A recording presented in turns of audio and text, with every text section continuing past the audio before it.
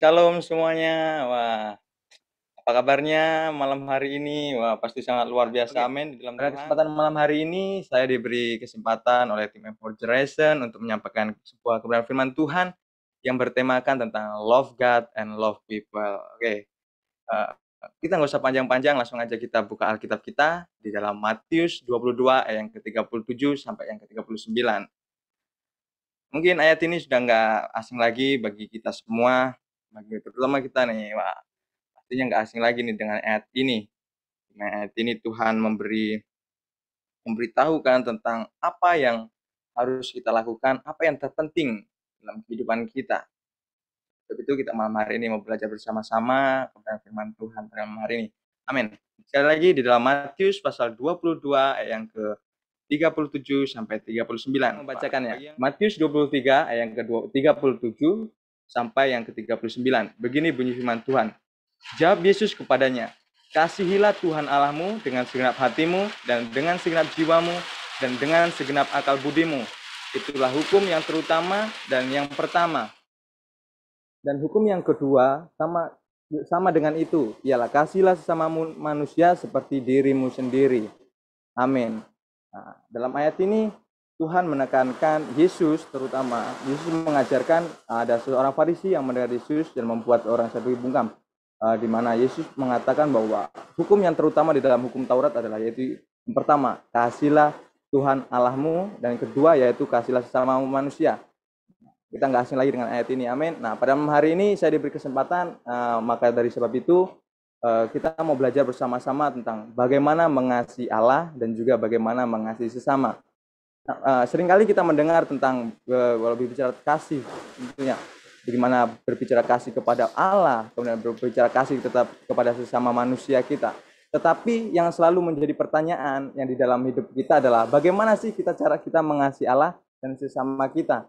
Dan apakah benar bahwa kita itu sudah mengasihi Allah atau dan sesama kita atau belum, seperti itu. Oke, yang pertama kita mau bahas tentang mengenai mengasihi Allah. Banyak sekali orang berkata bahwa ketika kita bahwa mereka bahkan mengatakan bahwa mengasihi Tuhan, bahkan di ayat tadi yang sudah kita baca, banyak orang mengatakan bahwa mereka telah mengasihi Tuhan. Seperti yang kita ayat tadi yang baca tentang kasihlah Tuhan Allahmu, seperti dalam Matius 37 tadi. Namun seringkali sudah sering dibaca dan sering direnungkan, mengasihi Tuhan dengan segenap hati dan segenap jiwa, dan tentunya dengan sangat akal budi kita. Tetapi pada kenyataan adalah banyak orang yang dengan mulut mereka, dengan hanya ucapan mereka, mereka hanya mengasihi Tuhan hanya melalui perkataan mereka, tetapi tindakan mereka ternyata tidak sepenuhnya mengasihi Tuhan, di mana seringkali tindakan mereka melenceng dengan apa yang Tuhan mau dalam kehidupannya. Oleh sebab itu, seringkali kita bertanya, lalu bagaimana sih cara kita mengasihi Tuhan? Seperti itu kan. Kemudian oleh sebab itu, Yohanes mengatakan bahwa di dalam Injil Yohanes 14 ayat yang mengatakan bahwa firman Tuhan mengatakan bahwa jika kamu mengasihi aku, kamu akan menuruti segala perintahku. Nah, inilah dasar di mana kita mengasihi Tuhan, yaitu setiap kita harus menuruti segala perintah Tuhan, yaitu dengan tentunya seperti ayat yang telah kita baca tadi, yaitu dengan segenap hati, segenap jiwa, dan segenap akal budi kita. Namun seringkali dalam pengertian ini bahwa jiwa dan akal budi kita itu harus kita sesuaikan dengan perintah Tuhan.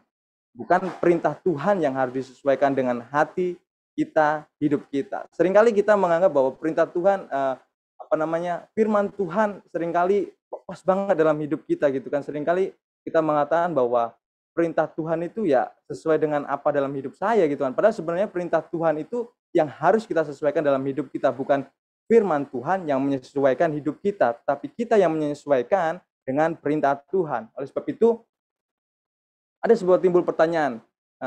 Pasti banyak timbul pertanyaan mengapa perintah Tuhan itu harus disesuaikan dengan hidup kita gitu kan. Kenapa ada orang yang tidak bisa menuruti perintah Tuhan, perintah Allah tentunya.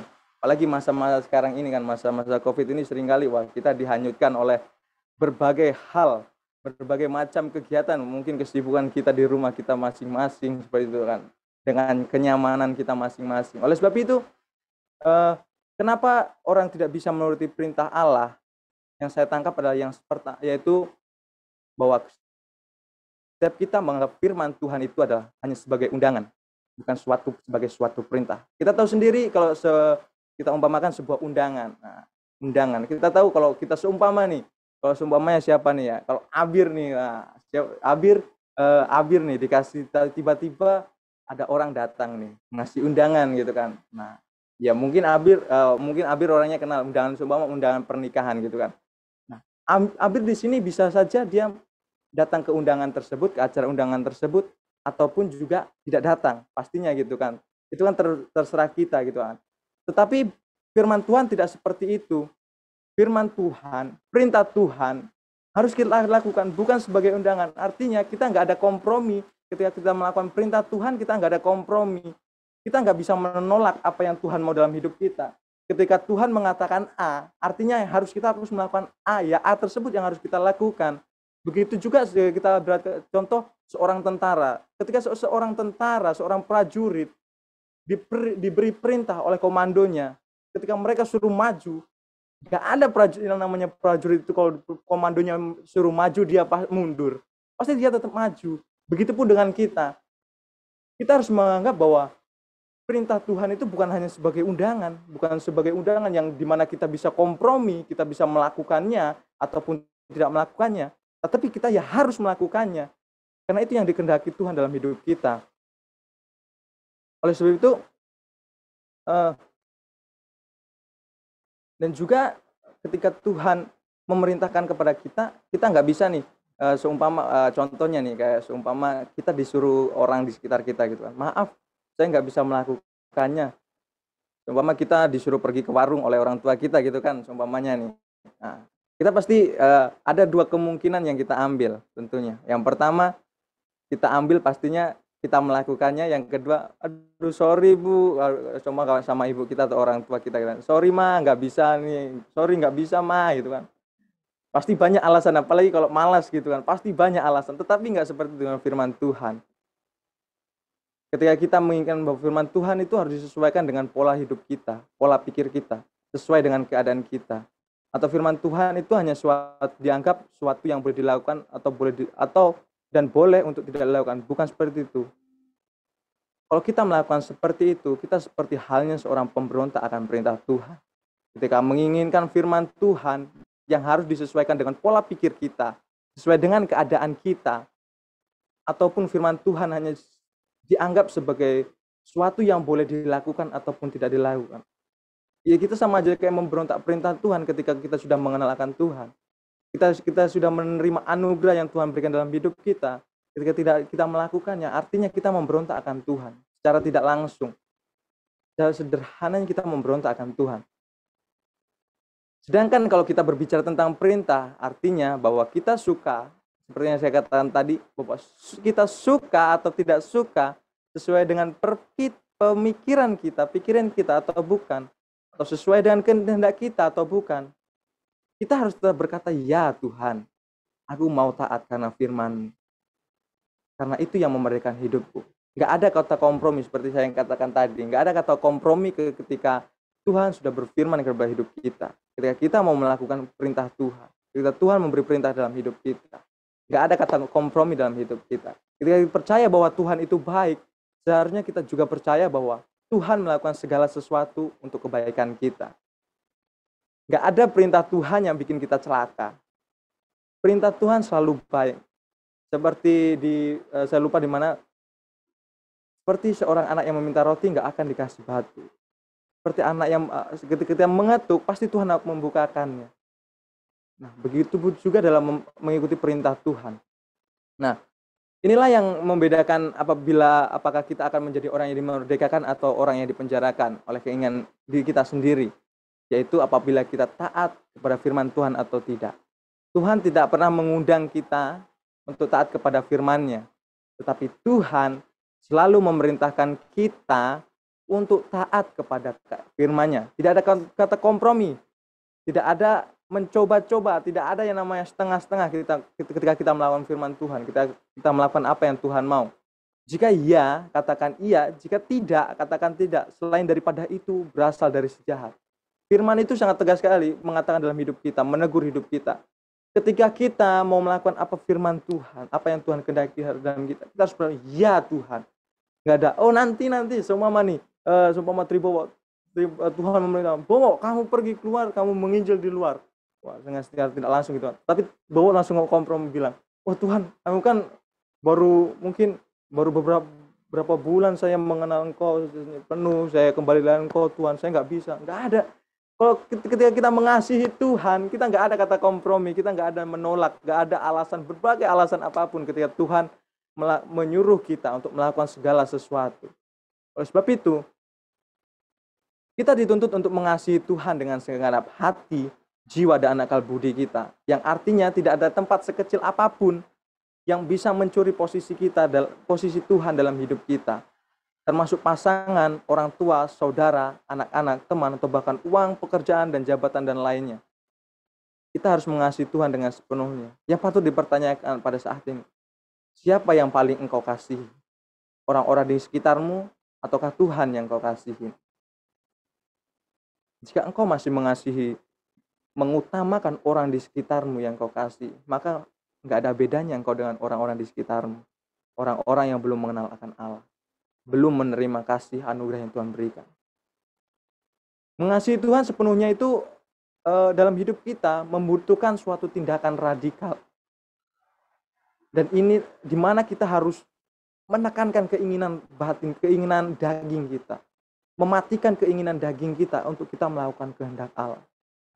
Dan inilah yang dilakukan Rasul Paulus setelah mengalami perjumpaan pribadi dengan Yesus. Nah, pertanyaannya sekarang, tindakan apa nih yang sudah kita lakukan ketika kita mengalami perjumpaan dengan Yesus? Apakah kita sudah memang radikal dalam mengasihi Yesus, atau kita masih sama seperti dunia ini?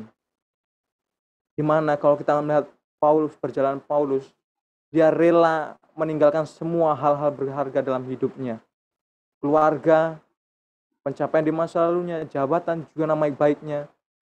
Karena dia telah menemukan bahwa hal yang terutama dalam hidupnya adalah memperoleh keselamatan di dalam Kristus. Saya percaya pasti kita di semua pada malam hari ini yang ikut bergabung dalam Empower Generation Community ini sudah memperoleh keselamatan dari dalam Kristus Yesus. Amin. Makanya teman-teman pada malam hari ini menyempatkan waktu, menyempatkan diri untuk datang kepada Tuhan. Dan juga keselamatan itu diperoleh karena kasih Kristus atas hidupnya. Sehingga sepanjang sisa hidup Paulus, dia rela menghadapi penganiayaan dan penderitaan supaya nama Yesus dimuliakan melalui hidup. Kita melihat perjalanan Paulus sungguh luar biasa. Bagaimana perjalanan Paulus dalam memberitakan Injil kebenaran firman Tuhan, memberitakan Injil kepada orang-orang yang tidak mengenal Kristus. Nah, sekarang dalam kehidupan kita, apa yang kita peroleh ketika kita sudah menerima keselamatan dari Kristus? Apakah kita masih seperti hidup yang lama kita? Seperti kita hidup dengan cara hidup yang lama, atau kita sudah berubah? Tentunya yang dalam hidup kita harus kita tekankan bahwa yang paling kita kasihi di dalam dunia ini adalah Yesus. Namun kebanyakan pada saat ini orang-orang melupakan yang namanya kasih Kristus. Dimana kalau kita melihat di dalam 2 Timotius 3 ayat 1-7, dimana di ayat yang keempat dikatakan bahwa manusia lebih menuruti hawa nafsunya daripada menuruti Allah. Banyak sekali sekarang bahkan generasi muda yang hanya menuruti hawa nafsunya untuk mencari keinginan, kesenangan semu, kesenangan semata, melupakan apa hal yang terpenting dalam hidupnya. Bukan hanya orang-orang yang belum mengenal Kristus yang seperti ini, yang hanya menuruti hawa nafsunya. Orang-orang yang sudah mengenal Kristus pun, menerima Yesus pun, masih ada yang menuruti hawa nafsunya daripada menuruti perintah Allah. Di mana dia hanya mementingkan diri pribadi, mementingkan keinginan pribadinya untuk menyenangkan dirinya sendiri, bukan menyenangkan Allah. Kemudian di ayat yang kelima dikatakan di dalam 2 Timotius tadi, bahwa secara lahiriah mereka menjalankan ibadah mereka tapi mereka memungkiri kekuatannya. Banyak sekali pada saat ini, terutama di kota-kota, banyak sekali gereja yang sudah mungkin ada yang sudah melalui onsite seperti itu kan, melalui kegiatan ibadah onsite, juga ada yang masih online. Banyak jemaat-jemaat kalau kita bisa melihat pertumbuhan rohani, pertumbuhan kebangunan rohani mulai menurun di masa-masa pandemik ini tentunya. Kita nggak tahu secara diri kita pribadi, lepas pribadi, apakah kehidupan rohani kita di masa-masa seperti ini apakah semakin menurun, apakah semakin naik. Tapi saya yakin percaya bahwa kehidupan kita pastinya semakin menaik di masa-masa pandemik ini karena kita lain daripada orang-orang yang belum mengenal akan Tuhan. Kemudian yang ayat 7 yaitu bahwa dikatakan banyakkan orang pada saat ini adalah yang selalu ingin diajar namun tidak pernah mengenal kebenaran. Banyak sekali orang-orang yang ingin diajarin, tetapi dalam hatinya mereka tidak pernah mengenal kebenaran. Hanya mereka mencari kesenangan semata. Hanya ingin memenuhi pikirannya. Oh, kalau ditanya orang seperti ini, seperti itu, mereka bisa menjawab. Namun dalam diri mereka, mereka tidak mengalami kebenaran.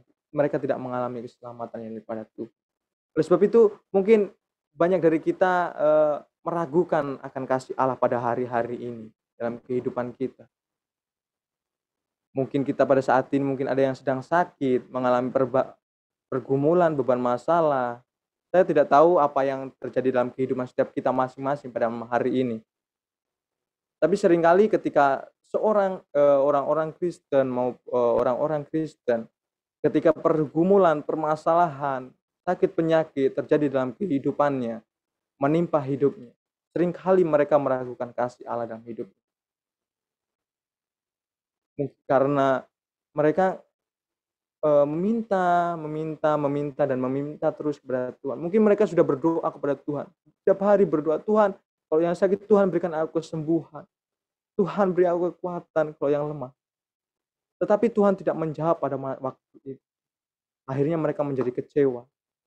Padahal mereka setiap hari, setiap minggu sudah menjalani ibadah, sudah mendengarkan kebenaran firman Tuhan.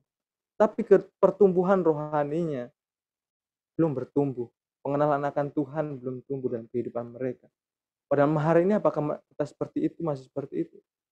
Padahal betapa luar biasanya kasih Allah dalam hidup kita. Bagaimana Allah telah mengaruniakan anak yang tunggal.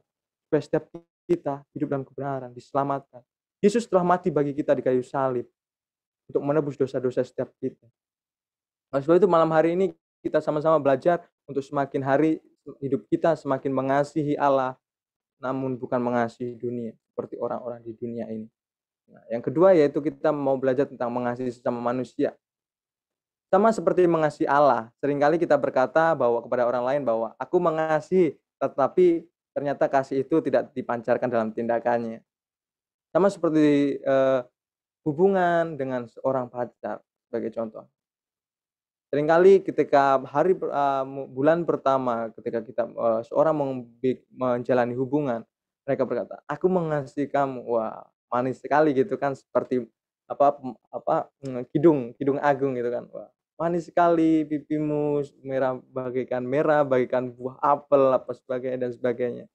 Tetapi ketika menjalani hari-harinya, ketika mereka menjalin hubungan hanya karena hawa nafsu, karena keinginan semata, semakin hari, kasih itu tidak terpancar dalam kehidupan mereka. Hubungan itu tidak menjalani suatu kasih. Oleh sebab itu bagaimana sih cara kita mengasihi sesama seperti Tuhan mengasihi kita? Seperti itu juga cara kita mengasihi orang lain. Standar kasih Tuhan kepada kita yang kita pakai adalah untuk mengasihi sesama. Standar kasih Tuhan kepada kita itulah yang kita pakai untuk mengasihi sesama. Matius 5 ayat 4 sampai 48. Oke, ketika kita mengasihi, bagaimana cara kita mengasihi bagaimana cara kita mengasihi sama kita? Yang pertama, yang harus kita lakukan di ayat 44 tadi sudah dikatakan dengan jelas bahwa tetapi aku berkata kepadamu, kasihilah musuhmu dan berdoalah bagi mereka yang menganiaya kamu. Pada malam hari ini, saya berdoa kita semua nggak ada yang namanya musuh dalam hidup kita. Gitu kan. Mungkin orang yang menganiaya kita secara tidak langsung, bukan menganiaya secara fisik, namun secara mental mungkin ada. Apa kita berani pada malam hari ini untuk kita mengampuni mereka, untuk mengasihi mereka. dalam kehidupan kita. Ketika kita mengaku, ketika tadi kita sudah belajar, kita sudah mengasihi Allah dengan sepenuh hati kita. Kita harus berani juga mengasihi dengan sesama kita. Jangan hanya mengasihi orang-orang yang baik kepada kita, yang juga mengasihi kita. Sebagai orang seperti yang saya katakan tadi di awal, tadi, ketika kita mengasihi, kita harus melakukannya secara radikal. Kita sudah mengasihi Allah, kita harus mengasihi sesama kita. Mengasihi sesama. Mengasihi sesama artinya bukan hanya saja orang-orang yang mengasihi kita juga, tapi orang yang juga menyakiti hati kita. Mengasihi orang yang melukai hati kita. Namun hal ini seringkali sulit untuk kita lakukan. Karena kita belum mengenal sepenuhnya, kita belum melakukan apa yang Tuhan. Kita belum mengasihi Tuhan sepenuhnya, kita belum melihat karya Tuhan bagaimana luar biasa. Atau melihat Tuhan gak memandang bulu setiap kita siapapun. Tuhan gak tahu kita latar belakang kita mungkin jahat, atau latar belakang kita rusak. Tuhan gak melihat itu. Ketika kita yakin, kita sudah menerima keselamatan di dalam hidup kita. Kita harus berani dalam hidup kita. Kita bukan hanya mengasihi orang-orang yang mengasihi kita, tetapi kita mengasihi orang-orang, mengasihi musuh-musuh kita, orang-orang yang menganiaya kita.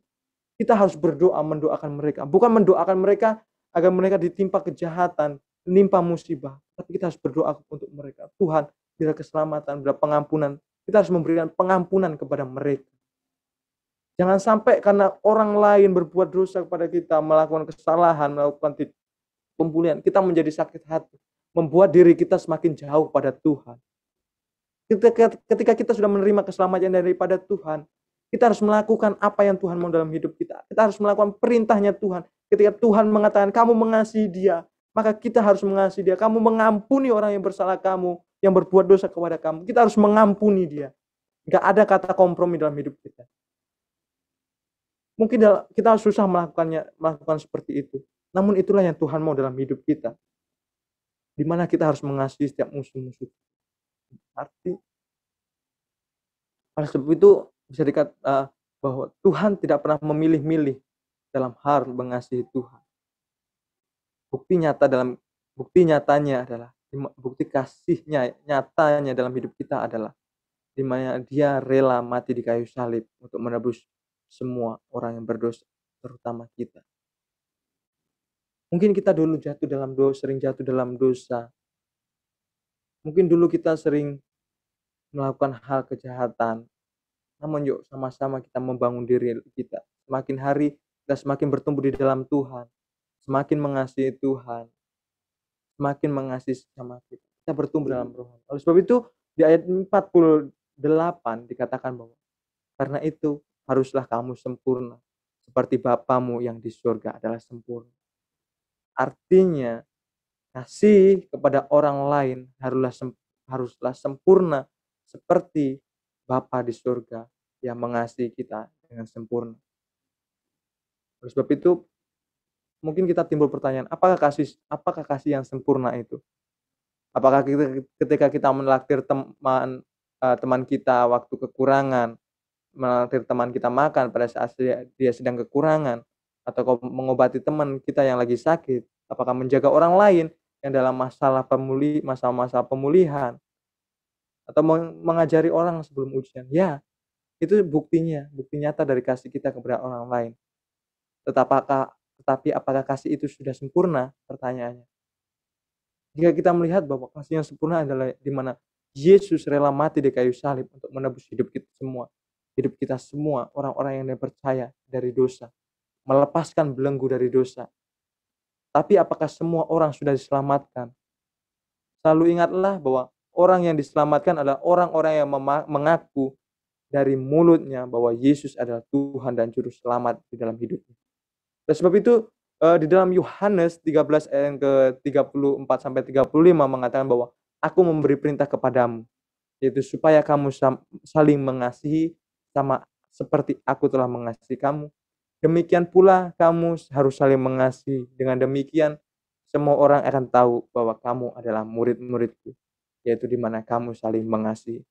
Oleh sebab itu, karena itu Hendaklah kita sempurna seperti Yesus, seperti Bapa, yaitu di mana kita saling, yaitu sampai orang-orang melihat kasih yang kita pancarkan adalah berasal dari kasih Yesus kepada kita selama ini. Artinya kita menjadi teladan bagi orang-orang di sekitar kita, bagi orang-orang yang belum mengenal akan Tuhan, terutama bagi orang-orang yang sudah jauh daripada Tuhan, dari hadirat Tuhan. Oleh sebab itu pada hari ini yuk sama-sama kita belajar bagaimana kita mengasihi sesama kita mengasihi Tuhan dalam hidup kita dengan sepenuh hati kita. Semua apa yang kita miliki di dalam hidup kita. Oleh sebab itu yuk kita sama-sama pada hari ini kita mau berdoa kepada Tuhan. Kita mau Bapa dalam surga, kami mengucap syukur Tuhan malam hari ini buat persekutuan-Mu yang manis Tuhan. Setiap persoalan, pergumulan yang kami hadapi malam hari ini Tuhan, kami dalam tangan-Mu Tuhan. Biar Engkau yang bercampur tangan dalam hidupkan kami Tuhan. Kami mau mengandalkan Engkau dalam kehidupan kami. Yang menyerahkan hidup kami dalam tangan-Mu Tuhan sepenuhnya Tuhan. Ajari kami Tuhan terus mengasihi Engkau, terus mengasihi sesama kami Tuhan. Baik itu musuh kami, baik orang-orang yang kami benci Tuhan. Ajari kami terus mengasihi mereka Tuhan. Oleh sebab itu Tuhan, biar Roh Kudus memimpin setiap hidup kami Tuhan. Perlengkapi kami semakin hari semakin lagi Tuhan. Terima kasih Tuhan, kami menyerahkan kebenaran firman-Mu pada malam hari ini dalam tangan-Mu Bapa. Biar setiap firman yang disampaikan Tuhan dapat tertanam di hati kami, membuat kami Tuhan semakin hari semakin mengasihi Engkau dan sesama kami Tuhan. Terima kasih Bapa. Menyerahkan semuanya dalam tangan-Mu. Dalam satu nama Tuhan Yesus Kristus kami sudah berdoa dan mengucap syukur. Haleluya. Amin. Saya serahkan.